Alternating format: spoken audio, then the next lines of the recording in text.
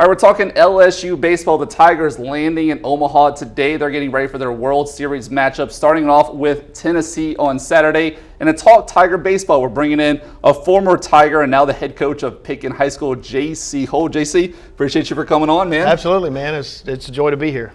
First off, Pitkin High School, right? We got to talk about this moment right here, just last month celebrating a state championship. One of my favorite parts of all this, you talked about being a player, obviously playing at LSU, playing in the World Series, which we'll get to, but coaching a state championship team. You said there's a little more nerves there. 100%. I mean, as a player, you kind of, when you go out there and you play, you're kind of only in charge of your emotions. You know, you really can't control what everybody else is doing. Well, as a coach, you're out there and you're trying to manage, 25 different guys. And you just hope that they execute everything that you've taught them. So it is a lot more nerve-wracking because you necessarily don't have the bat in your hand and you're not throwing the pitch. They're going to have to do it. So you're sitting there and you're calling all this and you're hoping for the best. So to me, it was a lot more nerve-wracking being a coach than it was being a player. It was a little bit easier to settle in. Now, some people may not know this. You come from Oak Hill High School, and if you're not from Rapides Parish, you may have no idea where Oak Hill High School is. Being recruited, though, to LSU out of high school from Oak Hill, what was that process like, being recognized at such a small school? Well, whenever it kind of started, my parents took me to all kinds of showcase camps. So, they got me out and they got me seen. And actually, the first time that they actually saw me was in Clemson, South Carolina at a Team 1 showcase. So we literally went down and I ran the 60s. And when I got finished, Turtle Thomas was there and he was like, well, so where are you from? In Louisiana? Where exactly is Oak Hill at? So that was kind of my first burst onto the scene, was in Clemson, South Carolina. So I actually had to drive like 14 hours for them to get to actually see me play. So, coming from a small school, it is a little bit more difficult, to get seen. But, they're out there. There's some really good talent in small schools. So it's a little bit difficult to get seen. But it was a lot of fun. But credit to my parents for taking me and, out and getting me seen. Comes to show, because you got to coach Garrett Edwards, who's now on this year's LSU team, and unfortunately had that injury, but would have been a huge part of that bullpen, especially for this World Series run. But you talked about seeing that small school guy kind of come up and be a big name, and Garrett's definitely one of those guys. Yes, he has. We had a long talk, whenever he was getting recruited, and I said, look, Garrett, I said, we're from a small school, so when you get out there, I said, you're representing every small school guy that's out there. So, and he took that to heart. He's done an amazing job while he was there, and unfortunately he got hurt, but he was having a great season. He was having a great year, and he's going to pitch in the big leagues one day. He's a great talent. He's a better human being, but he's just an amazing guy, and he does everything right and he works really hard. So I'm looking forward to see where the next step takes him. Let's talk about your time at LSU, right? So you kind of come in during a pretty interesting time. Skip Burtman becomes the AD. You have Smoke. Yes. Yeah, you have Smoke Laval there. A lot of people kind of forget the Smoke Laval era for a little bit, but obviously bringing you guys to multiple World Series as well. What was that era like under Smoke, and having Skip Burtman as the AD after really the last 2 decades before that, winning a bunch of championships? Yeah, well, I mean, the pressure's always there. I mean, you anytime that you come to LSU, the pressure's always not only get to Omaha but try to win it. The expectations are really high, and rightfully so. I mean, Skip set the bar really, really high. You go in there and you want those expectations. He wins 5 in 10 years, and he goes the other 5 years. And it's I think in the 90s he only missed it one time. So I mean, he was there every single year and competing for it every year. And Smoke came in and did a great job. We went back twice. We didn't win it neither time, unfortunately. And the thing about LSU is, like I said, when you get there, they expect you to play in the national championship and win it. So, our fan base is the greatest to me in the country. I mean, they're amazing.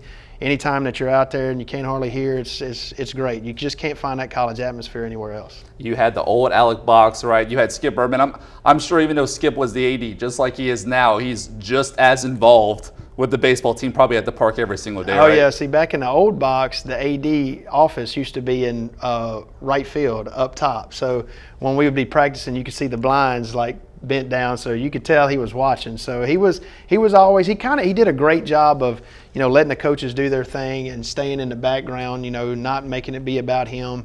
But he was always close. He was always there. He'd come around, he'd talk, and he knew all the players. He knew all of us. He knew our parents. As you see him, he's still a very avid. He's there at every game. He knows every player. He knows their parents, and everybody wants to be around Skip. I mean, he's a legend. I'm sure everybody has a Skip story. Do you have to have one when you were a player? Oh yeah, I mean there's several of them. I don't know if I can repeat them on air, but he one of the great things about Skip, and I'll tell you this, is he's an outstanding speaker. He does a great job. I mean, whenever he talks to you, you want to run through a wall. And he used to come speak to us, and he was just outstanding at that. And Smoke and Turtle and all those guys that were there did a great job coaching us. They did a fantastic job. And it's funny that we do kind of make a joke around us guys that played in 02, 03, and 04. They kind of forget about us a little bit. And I'm like, look, we went twice, and we were a top 5 team in the country every year. So, we kept the legacy going, and Smoke did a great job, and Paul Maneri came in and did a great job after him, and Jay's doing a great job now. So if you come in and you put your head in, the only thing is like I said, the expectations are to get there and win it, and Skip set that bar so high that sometimes I think as fans we have unreasonable expectations. I've heard a couple of people this year, was griping and complaining about the team this year, and I'm like, they're the number 1 team in the country, So, but like I said, fantastic fans, love them, and sometimes the expectations are so high that they're sometimes unreasonable. One of the crazy stats I don't think people realize was it had been the 6-year drought between 2017 and this year's World Series team.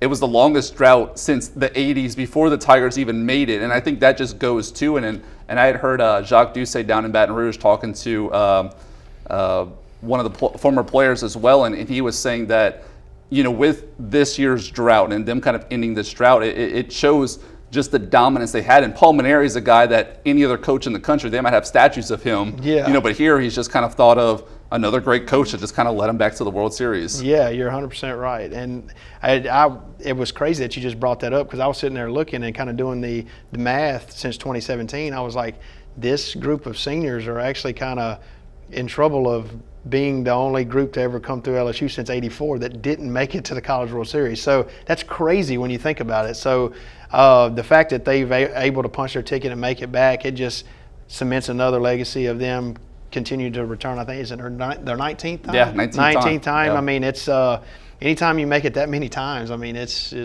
just a program of excellence. And it's not like 19 starting in the 1950s. It's 19 starting in the 1980s, Yes. For sure. Yeah. Let's talk about your time, though, right? 2003, you're coming off that freshman All-American season. You guys go make that run and get to the College World Series. Let's get to the regional play, though. You were named, I think, the regional MVP at the time. Uh-huh. It's funny, we talked to Cade Beloso earlier before the Super Regionals began, and he said during regional play, I can't feel my body, right? It's so nerve-wracking. When you talked about the environment at the box and being able to play in that environment, how can you control your emotions in that moment knowing what's at stake? Well, the thing that I always did was I was like, it's a new season. So, every stat that I've had up to this point, good or bad, is over with now. Instead of sitting there thinking, hey, I need to try to have a good season or this, that, and the other, and you have aspirations of playing pro ball, you're like, look, man, let's just go win the baseball game. Let's go out there and do everything that we can to help our team win every single day and just go on from that. And when you keep it simple like that, it kind of shuts the crowd out of it. And I was able to do that, and teams before us were able to do. All the great ones, every time you talk to them, I've had a lot of really good teachers whenever I got there. I picked those guys' brains who had come in before us, Brian Terrio and all those guys, and Brad Cressy, and them guys are still around, but people don't realize is they may be off playing pro ball, but they're still there.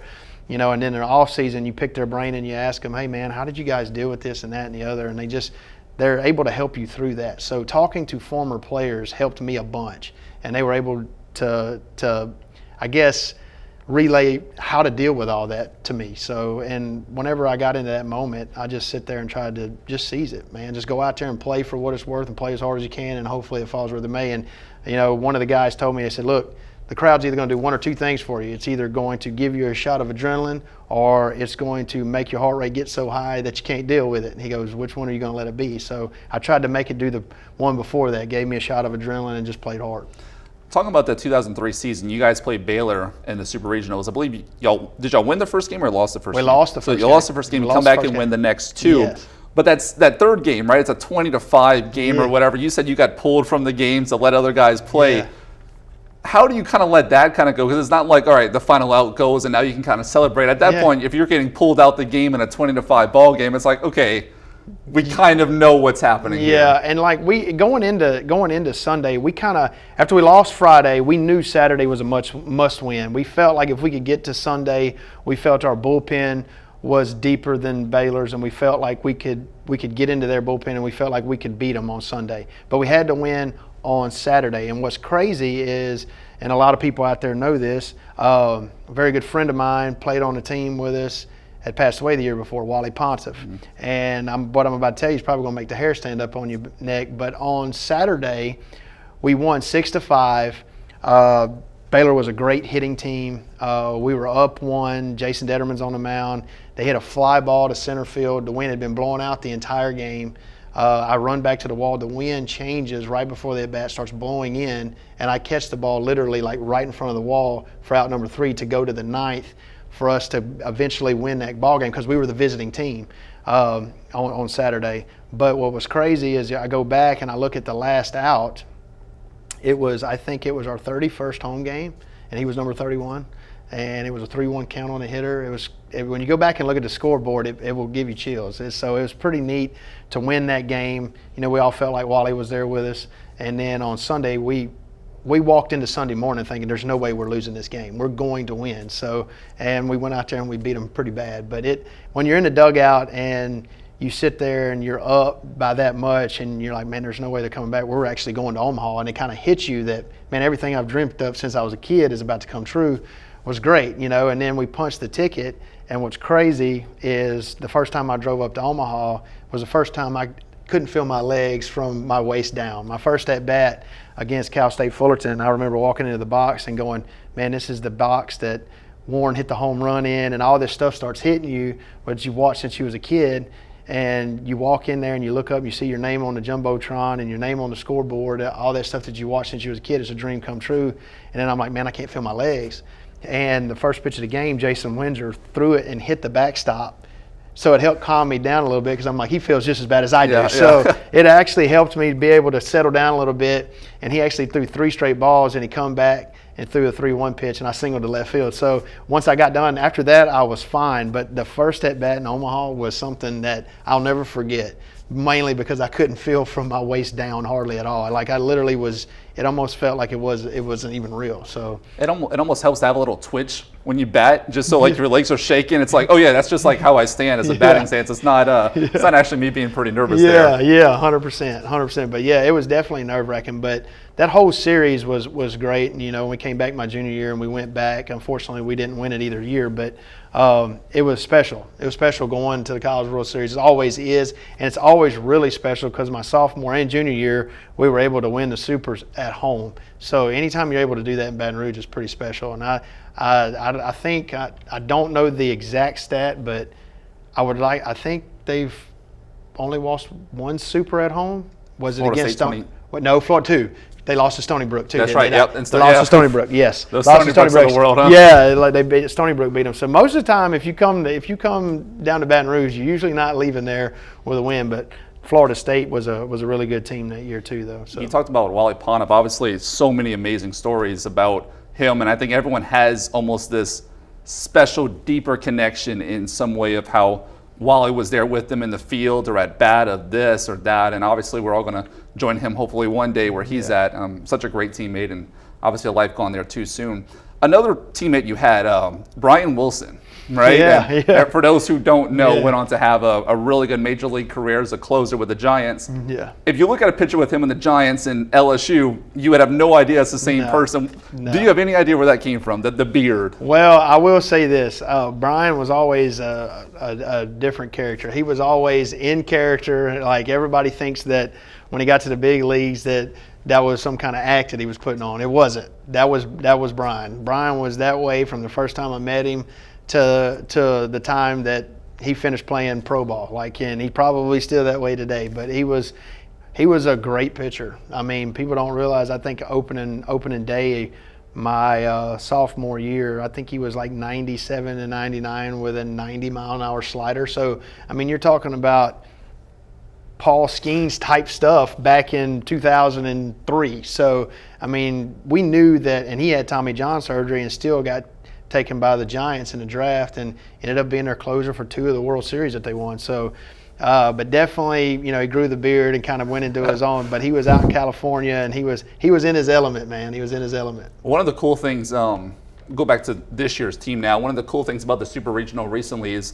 Jay Johnson had all the students come out, and he had to fill the diamond deck and stuff. And they did the Yankee roll call, basically, where first inning the fans are calling out to each player in the outfield, or each player outfield and infield.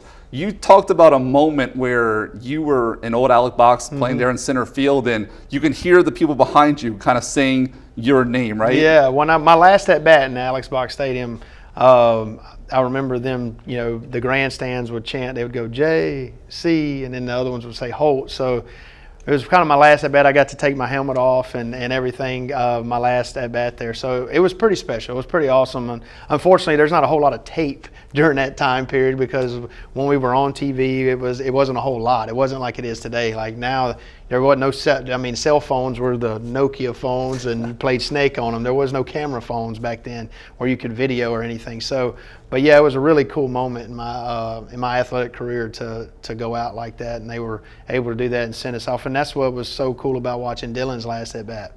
It was pretty neat watching that. Kind of brought all those emotions back to the forefront, like when you used to play there. So I kept telling my wife, I was like, he's going to get a hit. I was like, you got to. I mean, he's got to get a hit right here. And of course he doubles, and he goes nuts at second base. So that's pretty awesome to an outstanding career. And luckily you did that in 2003 and not 2023, because you might have got a strike called on you, with the pitch clock nowadays. Yeah, you're right. But you were talking about Dylan Cruz. It's cool. You played center field, and now 20 years later we're talking about another great center fielder with Dylan Cruz. And I mean, you can take out a Walgreens a receipt, a list of how many great players to come through LSU. He's obviously considered one of the best, if not the best. You look at his career, and the difficulties of playing center field. Yeah. But you see what he's done at the plate and in center field. What do you think about him as a player, and where he kind of ranks all time with some of the LSU greats? I mean, he's got to be top 2 or 3. I mean, you can't really argue with what Todd did when he was there. Todd Walker had an outstanding career there. So did Eddie Furness. I mean, you see those guys and the numbers they put up, but Dylan's numbers have just been crazy, and it's very difficult to do what he's done so consistently. Like he's, usually you face that good a pitching in the SEC, scouting reports get out, if you go back and look at my career, my sophomore year, my freshman year I had a really good year, and then my sophomore year scouting reports got out. Maybe JC doesn't like to hit this as well, and I still hit 300, right at 300, but I didn't have the 396 year that I had my junior year. I had to make adjustments and go back. Well, Dylan's just been doing it all 3 years, kind of like what Todd did whenever he was there. And but you've gotten so many guys that did so many great things. You just love to be a part of that legacy. And if you talk to Dylan, he'd tell you the exact same thing. When you just mentioned with those guys that started this out in the 80s and 90s, and you got the Ben McDonalds, and you got all those guys, and now you got Paul Skeens and him on the same team. And not only that, but Tommy White's having a great year. He's quietly, when you look at it, he's hitting 380 with 20-something jacks and 100 plus RBIs. 100 plus RBIs, and Dylan's hitting in front of him, and people, you get around Dylan, you're like, oh, thank God. Well, then you're like, oh, no, you might want to put him on too. And then you have Trey Morgan coming behind him, and he's had a great career. So, anytime you see all that, just to be mentioned in that, because it's like a brotherhood. Like when you play there, even guys that were back in the 80s, I was very knowledgeable of those guys, because when you walk down the hallway, you see those plaques, you see those things up there. So even if you don't get a chance to meet those guys, you know who they are. And whenever you leave and you become, a pro ball player and everything, I literally base everything off of what LSU's doing. I go back and I watch it. One of the coolest moments, I didn't win a national championship at LSU, but when they won it in 2009, my son Gavin was born that night. So I'd actually got to fly in, and we were in Cabrini, and he was laying on my chest when they won the national championship in 2009. So Wow. It was really special for me to be able to watch that. It was the day he was born. It was Wow. is when they won it. So and Always have that, huh? Yeah, and I got 3 days off. I flew in from Louisville, Kentucky. I was in AAA. I flew in from Louisville, Kentucky. They gave me 3 days, and I flew back to Gwinnett 3 days later. So, but it was pretty cool to be back home in Alexandria.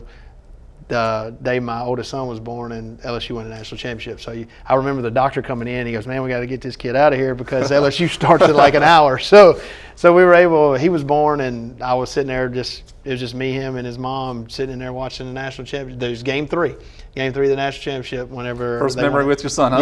Yep. So it was pretty special. Pretty awesome. Veering off a tad here, I have to ask this question. I don't know if you saw the super regional game between Stanford and Texas. It's got to be an outfielder's worst nightmare, especially for the game to end that way. As a center fielder, you played for so long in center field. How often does a moment like that happen where you lose the ball just for a split second in the lights? Well, in twilight, like what's what we call it in outfield, whenever the sun's just now going down, it's behind the horizon, but there's still light in the sky, and then the lights are on. So we call it twilight. It's very difficult to see the ball. It happens more than you think. And the boys on my high school team, I'm always screaming when it's that time of night, "Hey, it's twilight." The infield usually sees the ball better because they can see the ball go up. In the outfield, you kind of lose it when it kind of goes past the stands and it first enters the sky. But what always helped us, especially at LSU, like the middle infielders would be running out pointing to it, and you would keep searching, and finally you would pick it up at the last second. But it's a very sick feeling. It's not something that I felt really bad for them, but when the ball went up, I seen the center fielder and the right fielder both go. And it's a bad feeling. And I always counted on the infielders. I'd look at the infielders and they'd go to point and I'd go to try to find it. And eventually I would find it. More times than not, I found it. It only actually dropped on me one time, not at LSU, but in pro ball. And if somebody's not there helping you, it's because you have no idea where the ball is. You can't see it. And, my high school boys come back and say, "Coach, that's what you've been talking about." I said, "That's why I'm always screaming it. Hey, help him out, because if you're going to lose it." And they all kind of look at me like, "What are you talking about?" Because it hadn't happened to them yet. So that's a tough way to lose a baseball game. Very tough, because to fault to no one, because they can't help it. I'm telling you, it's very difficult. When it's twilight, anybody that's played the outfield knows. I mean, I know a lot of people want to sit there, "How can you lose the ball?" Believe me, it happens a lot more than you think. So you played pro ball and minor league baseball and the guys that you face, and you probably face some big leaguers and all that kind of stuff. So many coaches this year, SEC coaches as well, have said, Paul Skeens is not a college pitcher. He could probably be on a major league lineup right now. When he gets drafted in a couple weeks from the major league draft, how long do you think he stays in the minors before he actually gets called up? Not very long. He's not going to stay there very long, and the only reason why they may is there's a lot of business decisions that go into Major League Baseball. If they do that, they may. If they prolong it, they're going to prolong it only to benefit them, so they don't have to go to arbitration with him sooner, so they can keep him under his minor league contract a little bit longer. Something similar, I think, maybe happened to Bregman, where they waited maybe a month so that he had a whole nother year, but till he can go back and negotiate after that third year. So selfishly, they may do that, but to be honest with you, the man's he's a one-time talent, on the mound. He's unreal. I'm eager to see him on Saturday night. I'm eager to see what he does. In 10 at-bats, how many hits do you think you get off of him? I don't know. Right now, at 40, I don't know, man. Probably not many. If I could go back and be 24 again, I mean, I would. It'd be a battle for sure. Yeah. It'd be a battle for sure. I got to face some really good guys back in the day. I mean, Verlander and all those guys in the minors. Got to face quite a bit of them. So Kershaw, all those guys, and I was able to scratch a knock or two off of them. So we'll see. We would say it would be a battle for sure. We'll tie it all back in here. Obviously, we'll talk about your state championship game with Pitkin just recently. You started 2 freshmen on the mound. I don't know many coaches that have the ability to have the confidence like that to start 2 true freshmen in a state championship game. But you think back to the Super Regionals. You have Gavin Guidry, a true freshman out of Barb, pitch and close the game and give you over 2 quality innings and really shut them down. His confidence, right, as a true freshman to come into that environment, what does it say about his character and kind of what he brings? I love the quote. He came in after the Wes Johnson news and he said, "I don't care who's calling the pitches, I'm going to strike him out either way." Yeah, for sure. I mean, you have to play the game with that kind of swag. I mean, he does. He plays the game with a fearless, competitive nature, and that's what you have to be in baseball. If you go out there and you believe you're going to do something, most of the time you're going to do it. And one of my favorite quotes is, "The person that thinks he can and the person that thinks he can't are both usually right." And he believes he can. And when he goes out there, he He competes. I would loved watching him in the last inning. He was throwing his breaking ball and he popping up and he's talking to himself.